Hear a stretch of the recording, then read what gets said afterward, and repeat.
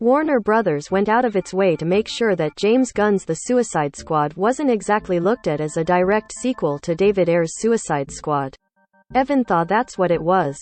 In the case of HBO Max's new Peacemaker spin-off series, though, the studio's taking a much different approach to addressing the connections between its rather messy cinematic universe. It's become commonplace for spin-off superhero series informed by the events of big superhero movies. Marvel's latest batch of Disney Plus series all come to mind to dance around the specific details of how they fit into the larger picture until about halfway through the season. Though you can usually infer that these sorts of shows are set after the events of the features that preceded them, they tend to feel as if you're only meant to think about those details to a point and in the abstract until they can conveniently be pulled into the foreground mid-season for emotional impact. The obvious reason for this is that studios want their tie-in shows to feel like stories that can stand on their own and don't want audiences to be scared off if they haven't seen every single project within a franchise. But this approach to world-building often comes at the cost of shows seeming as if they're slightly out of place in time or as if they didn't know how to acknowledge significant events that their characters should be talking about.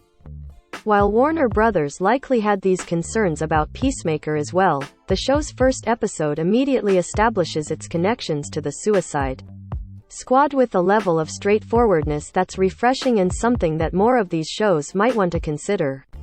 Before Peacemaker properly gets going, it actually opens up with a full-on recap of the Suicide Squad that clocks in at just over a minute and does an astonishingly solid job of getting you up to speed in a handful of key characters and moments from the film.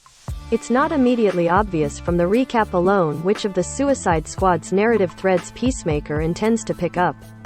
But what's very clear is how Peacemaker's time working for Amanda Waller has impacted the arc of his near future. It's interesting to consider whether Warner Brothers would have been comfortable giving the Suicide Squad the previously on treatment if the movie hadn't ended up premiering on HBO Max last summer due to the ongoing COVID-19 pandemic. While the Suicide Squad also had a theatrical release, it, along with the rest of Warner Brothers' 2021 release slate, dropping day and date on a streaming service raised eyebrows and concerns last year as directors and cinema nerds bemoaned what that strategy might portend for the future of the industry. Mixed in with concerns about how streaming might hurt theaters was the common implication that any movie to premiere on a streaming platform was being made less than just by existing alongside content originally created to live on those services. While studios obviously have a financial motivation to put their features up on pedestals that way, it can work against their interests when they're interconnected. Franchises grow to be as big as the ones that Warner Brothers and Marvel have built out.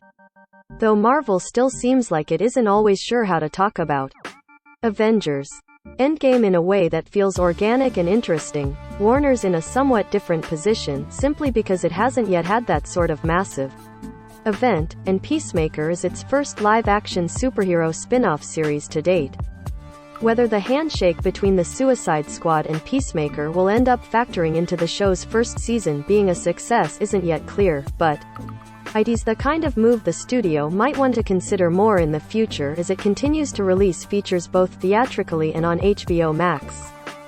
Peacemaker is now streaming on HBO Max with new episodes dropping every Thursday.